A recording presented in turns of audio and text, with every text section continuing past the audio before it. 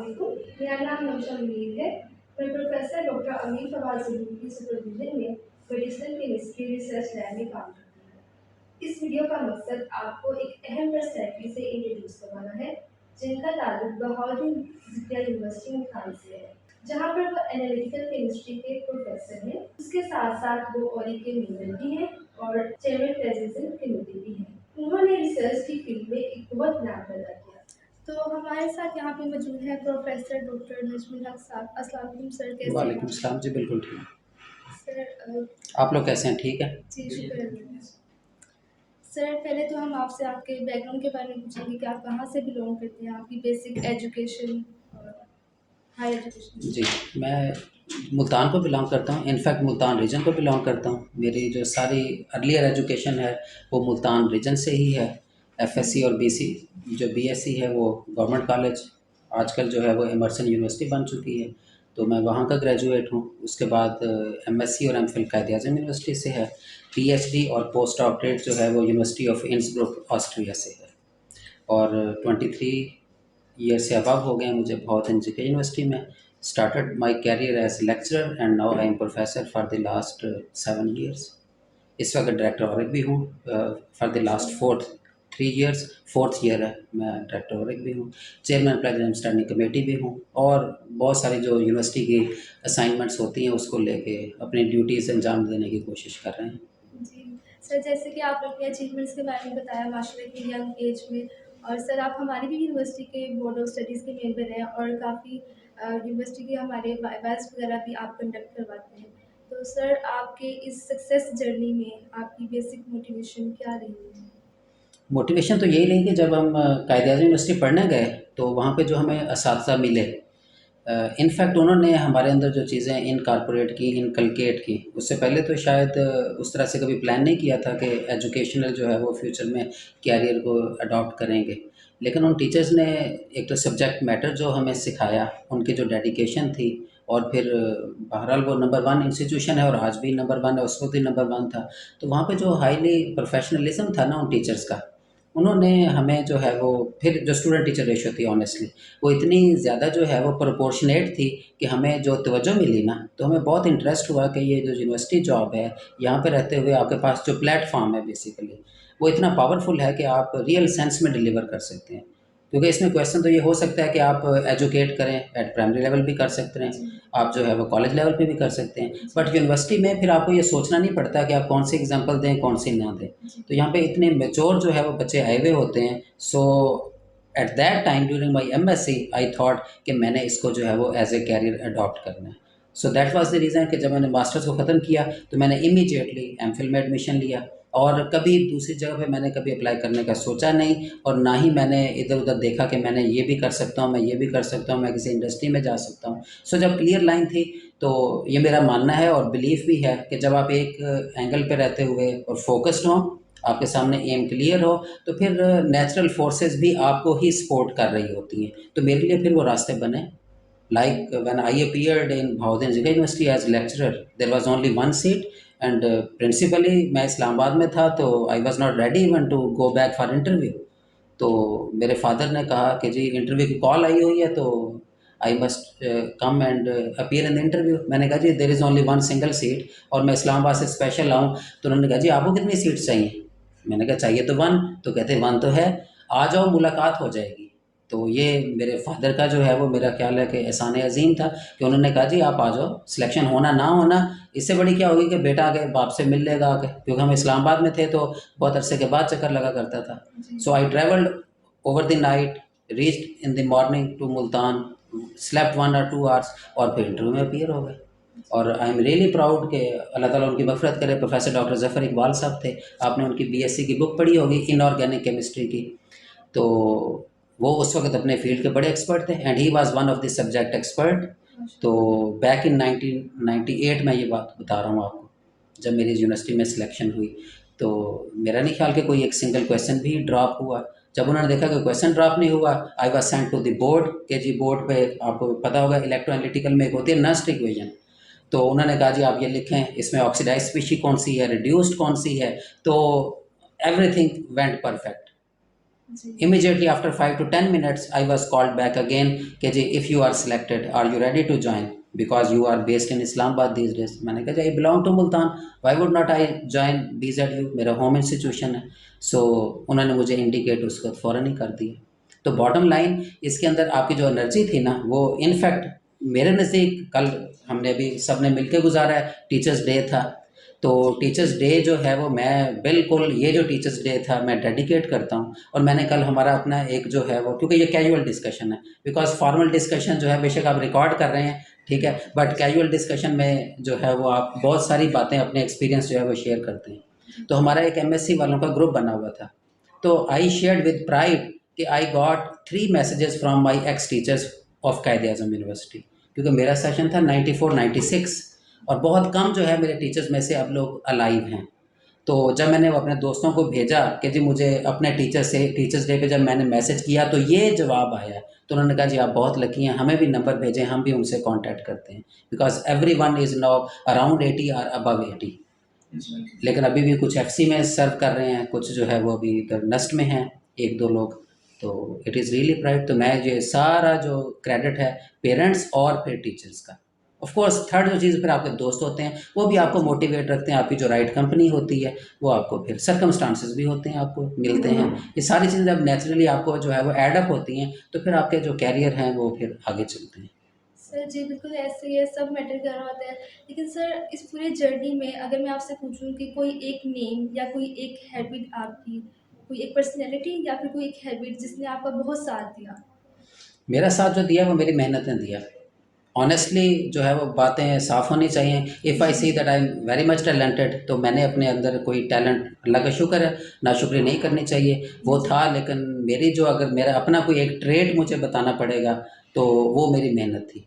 और फिर day one पे ही जो है बहुत कम लोगों को पता था कि जो मेरे अराउंड मेरी तमाम जो है वो ट्रेनिंग कर रहे थे वो मेरे चचा थे. And he was MSc chemistry from Islami university Bahawalpur. तो बहुत कम लोगों को पता था कि मेरे फादर कौन है. तो he was such closely knitted to me and I was knitted to him कि वो जो लाइजॉन था वो डे वन से ही जो है वो, जब से मैंने होश पकड़ा मैंने उन्हीं को देखा.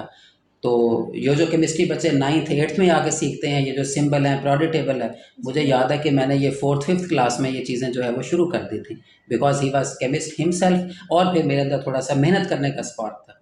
ही use to say me okay you have to finish this task. Maybe I have finished that task in half an hour, but I used to sit for hours and hours till he arrived back. और मुझे उन्होंने कहा जी अब आप जाके खेल आओ जाके. So I was such an obedient person. तो उसमें क्या होता था, so that was hard work actually.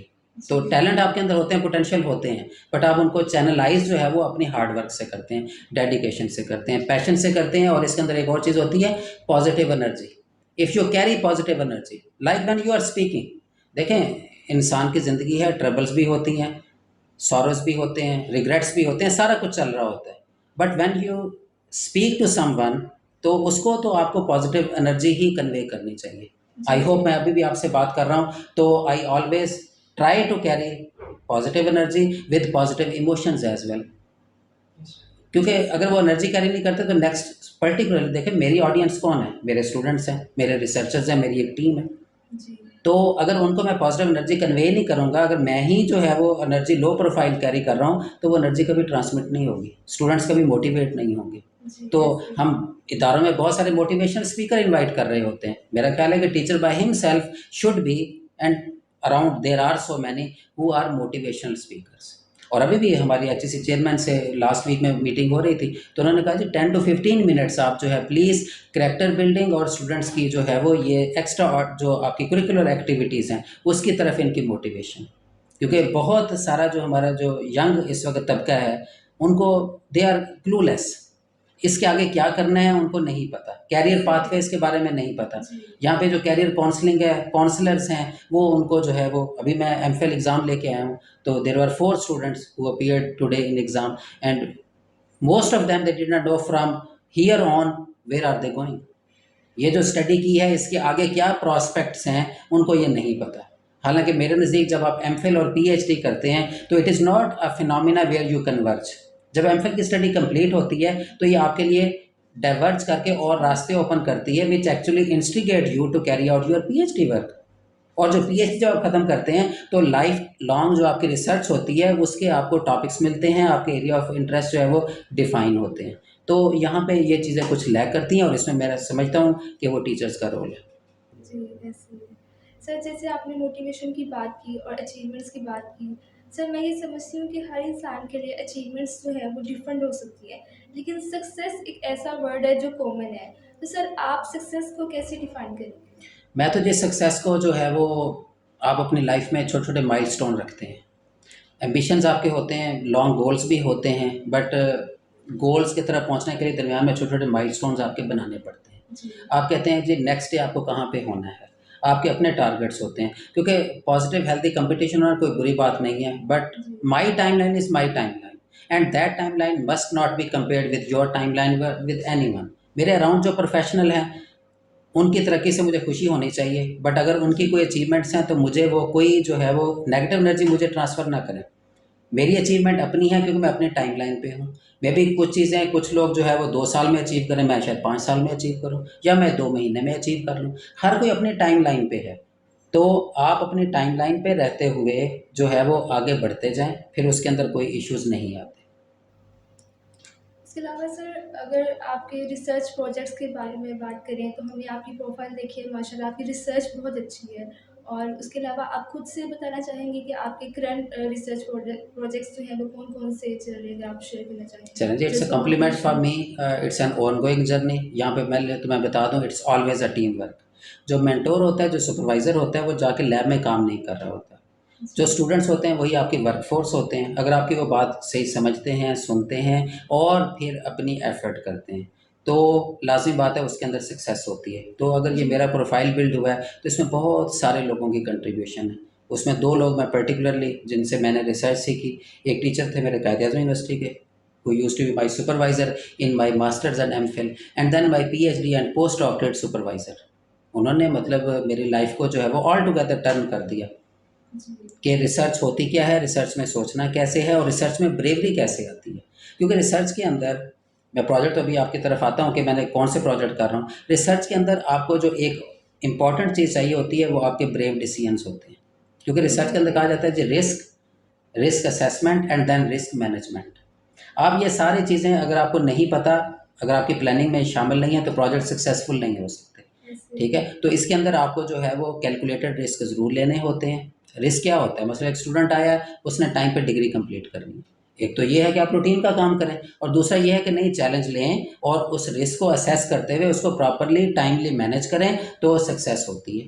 तो जी, मेरे जो रिसर्च इंटरेस्ट हैं प्रीडोमिनेटली जो मैंने पीएचडी से अपना एक एम रखा हुआ है और मैं उसको लेके चल रहा हूँ, that is actually the cancer. इस वक्त जो सबसे बड़ा ह्यूमैनिटी को डायलेमा है वो कैंसर है। उसके ट्रीटमेंट्स के जो मेथड कंट्रोल्ड अवेलेबल हैं वो एक ख़ास स्टेज तक हैं। जी, ठीक है, उसके बाद जाके ये कैंसर कंट्रोल नहीं होता। तो उसकी अगर प्रोग्नोसिस और अर्लियर डायग्नोसिस कर ली जाए और उसके लिए जो हाइपोथेसिस है या जो इस वक्त एस्टेब्लिश थेरीज हैं कि हमारे बॉडी में जो बायोमालिक्यूल हैं, जी, ठीक है, they are actually vocal about all the problems in the body. अगर उनको अर्लियर स्टेज पे उन सिग्नलिंग मॉलिक्यूल्स को किसी भी हवाले से रीड कर लिया जाए तो कैंसर को अर्लियर स्टेज पे डायग्नोज किया जा किया जा सकता है सकता एंड है। Then it is a curable thing. वरना ह्यूमैनिटी को सबसे बड़ा प्रॉब्लम इस वक्त जो है वो हम देख रहे होते हैं, हमारे बड़े प्यारे लोग जो है वो अराउंड हमारे जा रहे होते हैं। तो जी, एक तो मेरा हमेशा से गोल रहा, अब बीइंग अ केमिस्ट इसमें जो है वो जो mass spectrometric based method as a technique हम जो है वो, क्योंकि मेरी जो फोकस रहता है वो कुछ स्पेक्ट्रोस्कोपी टेक्निक के साथ साथ है सेपरेशन स्ट्रेटजीज। क्योंकि आप जब बायोमॉलिक्यूल को स्टडी करते हैं सिग्नलिंग मॉलिक्यूल को तो they can't be studied as such. Blood serum sample या ओवरऑल रॉ ब्लड ये एज सच डील नहीं हो सकता। इसके अंदर आपको multiple fractionation pre treatments sample preparation strategies को इवॉल्व करना होता है। तो उनको इवॉल्व करके फिर मैस स्पेक्ट्रोमेट्री के साथ कपल करके आप कोशिश करते हैं कि बायोमॉलिक्यूल जो कि सिग्नलिंग है जिनको हम बायोमार्कर्स कहते हैं, और उसके अंदर हर एक क्लास के बायोमार्कर जो है मौजूद हैं। उसके अंदर स्पेसिफिकली जो क्लास है मेटाबोलाइट्स की, जी, मेटाबॉलिज्म जो है उसके रिजल्ट में जो बायोमॉलिक्यूल प्रोड्यूस हो रहे हैं उनको जो है वो अगली टाइम पे डायग्नोज किया जाए। तो एनालिटिकल केमिस्ट्री मेरा बेसिक सब्जेक्ट है, उसके अंदर रहते हुए मैं जो है वो कैंसर डायग्नोसिस, सेपरेशन साइंस, फिर ये सारे chromatographic methods, nano technology, material science, उस मटेरियल साइंस को लेकर ड्रग डिलीवरी में जो टारगेटेड ड्रग डिलीवरी है उसके ऊपर काम कर रहे हैं। हम जो है बहुत सारे बायोमॉलिक्यूल है जिनको राइट टाइम पे अगर सेंस कर लिया जाए तो सीवी बेस्ड साइक्लिक वोल्टामीट्री, हम जो है वो इलेक्ट्रोकेमिकल मेथड बेस्ड बायोसेंसिंग जो है वो हम काम कर रहे हैं उसमें। तो ये जो नैनो टेक्नोलॉजी है इसका बहुत बड़ा रोल है सेपरेशन साइंस के अंदर और इन टेक्नोलॉजी के अंदर डेवलपमेंट में।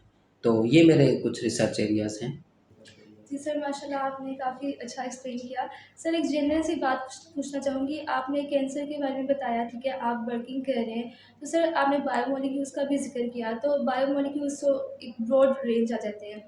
और अगर हम लोग बात करें कि एक जैसे कि परहेज़ इलाज से बेहतर है, तो अगर हम लोग अपनी रूटीन में चेंजेस लाना चाहें तो क्या हेल्थ में, ठीक है, तो क्या डाइट का भी इससे कोई लिंक है? जी, बिल्कुल है, क्योंकि कैंसर की जो फ़िलॉसफ़ी है ना, एक तो ये कंप्लीटली अंडरस्टूड आज की डेट तक नहीं है कि इसके अंदर कौन से मल्टीपल फैक्टर जो है वो कैंसर को कॉज़ करते हैं। जी, एक तो ऑफ़ कोर्स इसके अंदर रहते हुए जो है वो जीनोम, जेनेटिक रीज़न, हेरिडिटरी वो तो हैं ही हैं, ठीक है? जी। वो तो हमारे कंट्रोल में नहीं है। बिल्कुल। बट उनकी एक ख़ास कंट्रीब्यूशन है। इसके अलावा फिर आपके जो लाइफ़ हैबिट्स हैं, लाइफ़स्टाइल है और उसके अंदर रहते हुए फिर आजकल जो हमारे डाइट प्लान्स हैं, ये सारी ही चीज़ें कैंसर के अंदर कंट्रीब्यूट करती हैं। मैं उसके रीज़न बताता हूँ क्यों करती हैं। क्योंकि कैंसर एज़ सच एक कंपाउंड टर्म है, लेकिन कैंसर है क्या?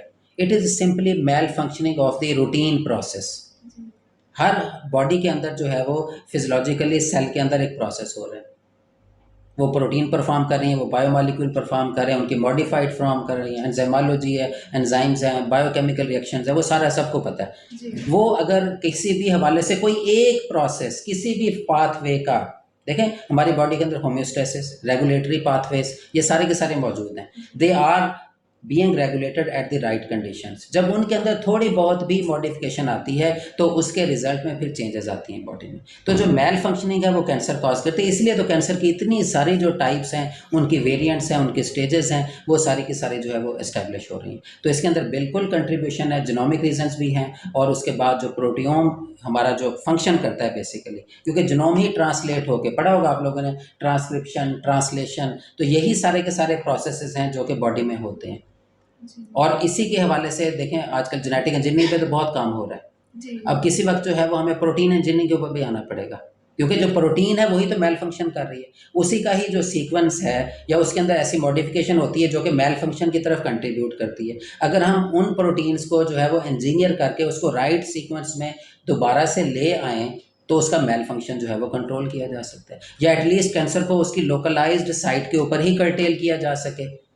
हमने देखा है कि मोर और लेस सारे कैंसर जब वो प्रोपेगेट करता है तो वो जो है मेटास्टेसाइज कर जाता है और जी, उसके रिजल्ट में क्या होता है कि लोकलाइज में तो आप सर्जिकल प्रोसीजर से, रिजेक्शन से आप बहुत कुछ जो है वो रिमूव करके अपने आप जो है वो रिकवरी की तरफ जा सकते हैं। बट जब वो मेटास्टेसाइज करता है, वो डीलोकलाइज होता है, तो फिर आप एक कैंसर को कंट्रोल करते हैं तो पता चलता है कि दूसरा जो है वो एलिवेट हो रहा है, तो वो फिर जी, ऑलमोस्ट जो है वो क्योरेबल नहीं रहता। तो इसकी जो है वो डेफ़िनेट सी बात है और यही जो है वो चीज़ जो है, देखें हम ये सारी बातें एज़ ए केमिस्ट कर रहे हैं, यहाँ पे बायोकेमिस्ट का भी रोल है, यहाँ पे जी। बायोटेक्नोलॉजी वालों का भी रोल है, मतलब यहाँ पे फार्मास्यूटिकल साइंसेज़ वालों का भी रोल है, ठीक है? ये सारों की जो है वो क्लस्टरिंग कंसोर्शियम बनने की ज़रूरत है, जहाँ पे राइट लोग जो है वो इस प्रोजेक्ट में कंट्रीब्यूट करें। जी। सर आपने टीचर्स डे के हवाले से भी बात की, तो सर मैं ये पूछना चाहूँगी कि आपके नज़दीक एक स्टूडेंट के अंदर जो है उसकी पर्सनैलिटी कैसी होनी चाहिए? स्टूडेंट की पर्सनैलिटी जो मैं लैक करता हूँ, देखता हूँ स्टूडेंट्स के अंदर, वो अगेन जो मैंने अभी थोड़ी देर पहले बात की कि वो क्लूलेस हैं, उनके अंदर वो पॉजिटिव एनर्जी नहीं है, ठीक है? वो आई डोंट नो कि उनके अंदर क्या परेशानी है। एक स्टूडेंट जो उसकी ड्यूटीज़ होती हैं, उसको नहीं पता। जी, आज भी जो है वो फ़ोटोकॉपी मशीन पे जाता है और कहता है जी ये टीचर कोर्स पढ़ा रहा है, इसके नोट्स दे दें। ठीक है, जी, वो पता नहीं स्टूडेंट ने किस ईयर में लिखे और टीचर ने क्या बताया, स्टूडेंट ने क्या लिखा, और वो उसी को फॉलो करते हुए अच्छे ग्रेड्स ले जाता है। And many of the students are behind the grades. बड़ी अच्छी बात है, ग्रेड्स लें आप, लेकिन वो हमेशा अगर 4 आउट ऑफ 4 है तो भी आप 3.5, 3.2, 3.3 इतने ले लें, काफ़ी हैं। जी। इसके बाद फोकस जो है वो लर्निंग पे होना चाहिए। लर्निंग होनी चाहिए। और समहाउ मैं टीचर्स को, अपने कोलीग्स को भी कहता होता हूँ कि यूनिवर्सिटी की teaching it's not only lecturing, please we should stop giving lectures to the students. Classroom in the university must be a discussion forum. Exactly. ठीक है। अच्छा, उसके अंदर डिस्कशन कैसे हो पाएगी? डिस्कशन हमेशा देखें ताली दो हाथ से बजती है। अब डिस्कशन में आपको काउंटर पार्टी भी तो चाहिए। एक पार्टी तो टीचर है, अब दूसरा स्टूडेंट कुछ पढ़ेगा तो ही डिस्कस करेगा आके। तो उसको जो है वो प्रायर जो है वो उसके पास उसको बुक्स का लिटरेचर जो भी टॉपिक्स दिए जाएं, उसको कहा जाए कि आप पढ़ के आओ, अगले हफ्ते का ये टॉपिक होगा। देखें, वीकली 3 लेक्चर्स होते हैं, तो जब वो 3 डेज़ स्पेंड करने के बाद मंडे को आता है, तो मंडे के पास उसके पास इतना कंटेंट ज़रूर हो। क्योंकि मैं अपनी क्लास में lecture I avoid that I should start a lecture. I always used to start my lecture with the questions कि जी आपके क्या क्वेश्चंस हैं। वो क्वेश्चन, क्योंकि देखें जो लर्निंग है ना, इट्स अ लूप मैकेनिज़्म।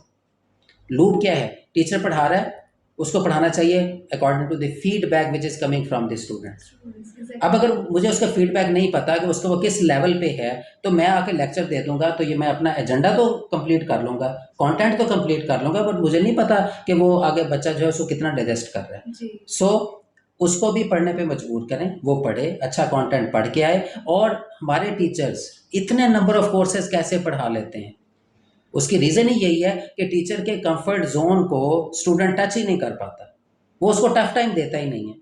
वरना हमें याद है कि हमारे टीचर्स को बहुत कुछ पढ़ना पड़ता था।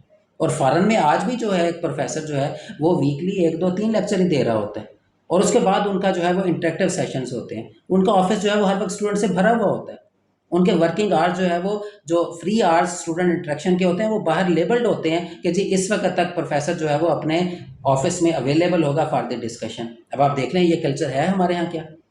ये कल्चर नहीं है। तो जब नहीं है तो यूनिवर्सिटी का स्टूडेंट और एक स्कूल का जो बच्चा है उसके दरमियान में फ़र्क कोई नहीं है।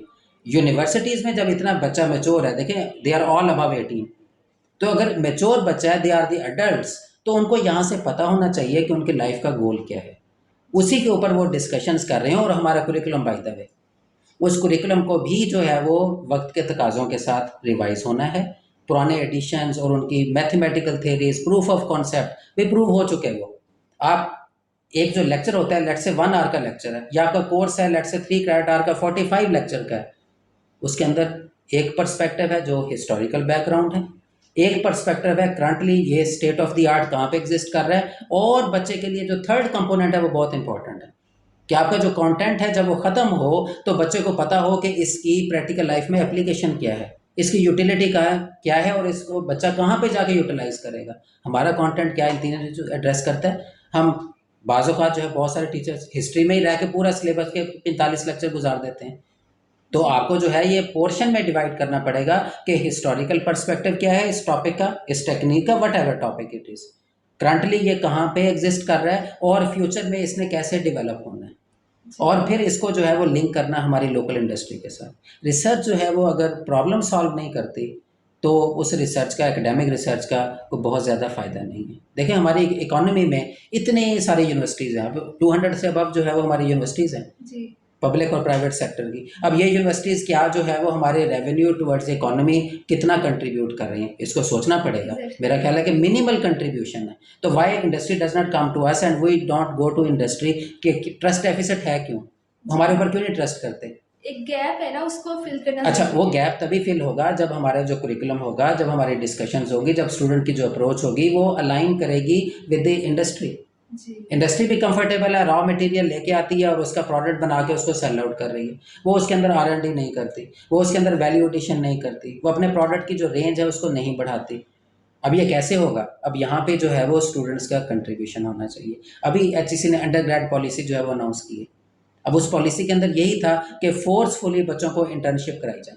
इंटर्नशिप क्या होती है? इंटर्नशिप यही होती है कि आप जाके जो जिसमें आपको इंटरेस्ट है वहाँ जाके आप अपने इंटर्नशिप के 6 माह 1 साल करते हैं, वहाँ से हैंड्स ऑन एक्सपीरियंस लेके आते हैं और उसको यूनिवर्सिटी में टीचर्स के साथ आगे डिस्कस करके उसका कोई प्रोजेक्ट बनाते हैं, कोई प्रोटोटाइप बनाते हैं, and then you offer that solution to the industry. आपको इंतजार नहीं करना पड़ता जॉब के लिए, इमीडिएटली वो इंडस्ट्री आपको हायर कर लेती है, बिकॉज आपने इंटर्नशिप करने के बाद अपना प्रोजेक्ट ही आपने उस तरह से किया। जी। अब बहुत जगह पे ये बात होती है तो टीचर इसको समझते हैं कि यार ये आइडियल अप्रोच है। जब दुनिया अडॉप्ट किए खड़ी है तो हमारे लिए आइडियल क्यों हो गई? हम भी तो इसको अडॉप्ट कर सकते हैं। और एग्जैक्टली। देखें, मैं यहाँ पे बता दूँ एक स्टूडेंट्स का, मैं बता दूँ क्योंकि मैं जो मेरा ये प्रोफाइल है, we should not be mistaken, इस प्रोफाइल के बिहाइंड जो मेजर कंट्रीब्यूशन है वो मेरे स्टूडेंट्स की है। येस, दे लिसनड मी, जो मैंने उनको गाइड किया उन्होंने वो किया, बट उन्होंने इसके अंदर अपनी तरफ से भी वैल्यू एडिशन की। तो अगर ये मेरा प्रोफाइल बिल्ड हुआ है तो मेरे ये स्टूडेंट्स ने किया। लाइक इस वक्त मैं कोई 100 जो है वो एमफिल सुपरविजन करा चुका हूँ, कोई 13 PhD पास आउट हो गए हुए हैं, and they are very well placed. तो जी मेरा ट्रस्ट किन पे था? उन्हीं पे था, उन्होंने डिलीवर किया। दी ओनली थिंग इज कि आप उनको जो है वो पकड़ के चलाएं, वो चलते हैं। टैलेंट की कोई कमी नहीं है। मैं जब पीएचडी कर रहा था तो मुझे जो है वो मेरे सुपरवाइज़र के एक दोस्त थे, उन्होंने कहा जी ज़रा उससे जाके मिले। I met him. उसने कहा जी एचएससी का कोई स्कॉलरशिप नहीं है जिसमें कोई पाकिस्तानी जो है वो आके हमें जो है वो यहाँ पे आके हमारे इंस्टीट्यूशन में काम करें। तो वो हमारी मेहनत के ऊपर ट्रस्ट करते हैं, हम वहाँ पे जाके डिलीवर कर रहे हैं, राइट कंडीशन में पहुँचते हैं तो हमारी डिलीवरेंस इतनी शानदार है। यूरोप में चले जाएँ, चाइना में चले जाएँ, जहाँ मर्जी चले जाएँ, वी आर गुड कंट्रीब्यूटर्स। तो व्हाट हैपन्स टू अस इन पाकिस्तान? ठीक है, तो हमें जो है वो राइट अप्रोच के साथ स्टूडेंट्स को भी अपनी ड्यूटी को समझना चाहिए। जी देखिए स्टूडेंट मीन्स तालिब इल्म, क्या वो इल्म का तालिब है? और अगर है तो वो टीचर्स के पास आके क्यों इंटरेक्टिव सेशंस नहीं रखता? टीचर्स को क्यों आगे टफ टाइम नहीं देता? टीचर्स क्यों पढ़ने पे मजबूर नहीं होता? अपने नॉलेज को क्यों इम्प्रूव नहीं करता? अगर आज की डेट पे आज अभी हम बैठे हुए हैं, तो अगर बीइंग अ केमिस्ट हमें नहीं पता कि कल जो केमिस्ट्री में नोबेल प्राइज़ जो है अवार्ड हुआ है वो किस चीज़ पे हुआ है, तो हमें भी इसका मतलब है कि हम हालात के साथ पे चलना नहीं चाह रहे। जी तो अप टू डेट अगर इन्फॉर्मेशन रखेंगे तो आपको इंटरेस्ट पैदा होगा। चलिए सर, लास्ट में आप एक जनरलाइज मैसेज, ऑब्वियसली हम लोग एमफिल के ही स्टूडेंट्स हैं केमिस्ट्री के, तो आप एक जनरलाइज सा मैसेज कि हमें किस तरह से जो है अपने करियर को परस्यू करना चाहिए देखें, सिचुएशन के लिहाज से। बिल्कुल कैरियर को बिट बाय बिट लें। इस वक्त जो आप कर रहे हैं, क्योंकि बहुत लंबे माइलस्टोन रखने की ज़रूरत नहीं होती। जी इस वक्त जो जॉब इन हैंड है, हमेशा से फोकस उसी पे ही होना चाहिए।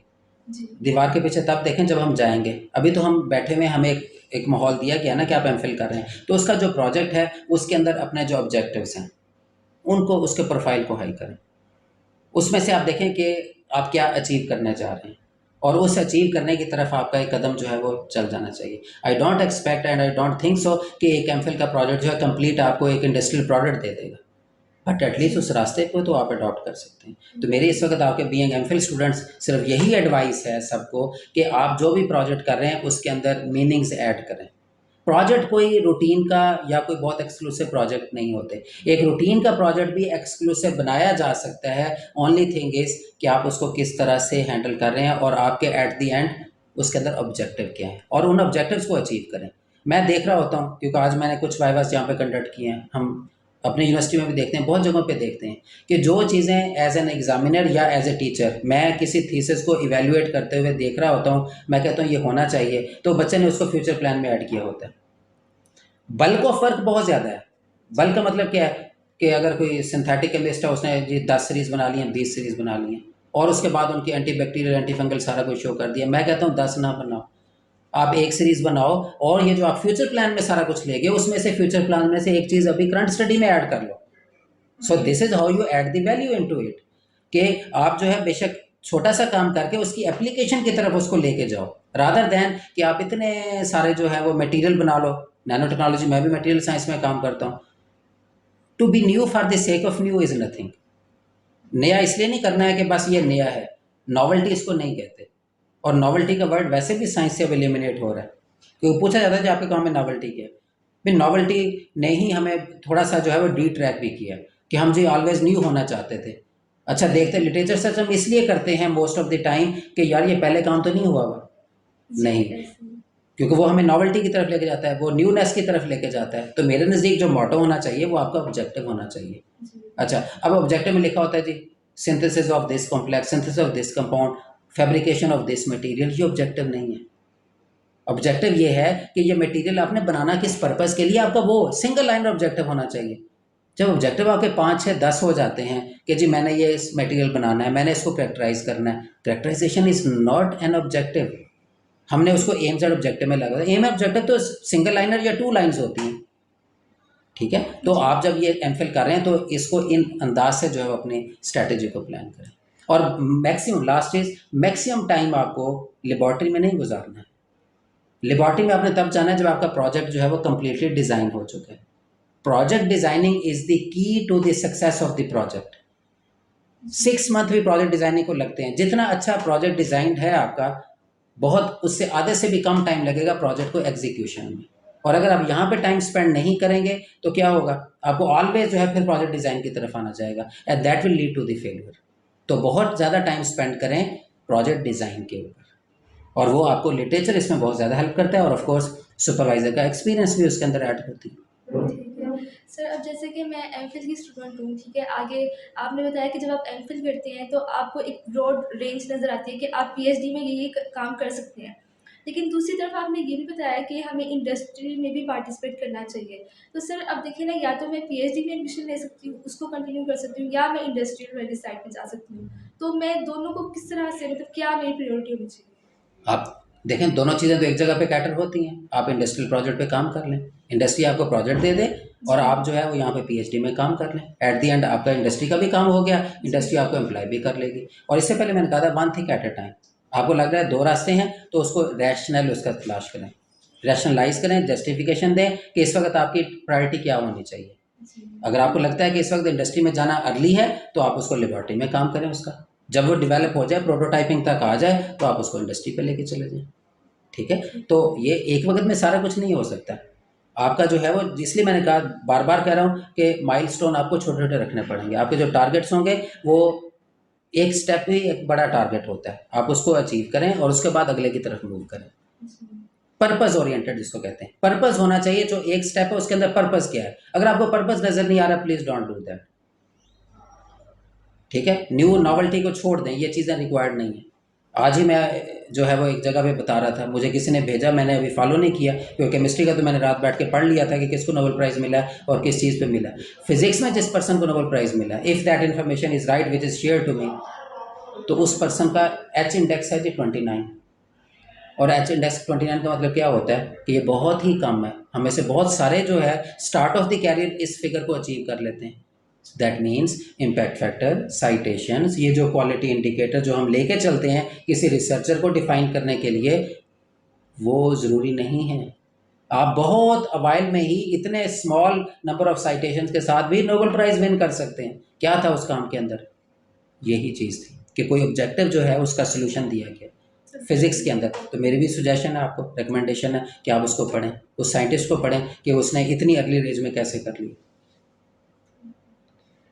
तो बड़े बड़े प्रोफाइल होना जो है वो कोई ज़रूरी नहीं है, आप बहुत अर्ली एज में बहुत कुछ अचीव कर सकते हैं। चलिए सर, बहुत शुक्रिया आपके कीमती वक्त का, आपने इतना टाइम दिया हमें और इतनी डिटेल में हमें इतना कुछ आपने शॉर्ट चले जी, टाइम में बता दिया। आपको ये अप्रिशिएट करता हूँ कि आपने इसके नीड को समझा, और जितने यंग लोग हमसे कम्युनिकेट करेंगे, हमारा तो मैसेज यही है। I hope this will bring a positive difference in your MPhil, in your carriers. My best wishes for all. वाद साहब, आपका शुक्रिया, आपने मुझे ये फोरम प्रोवाइड किया।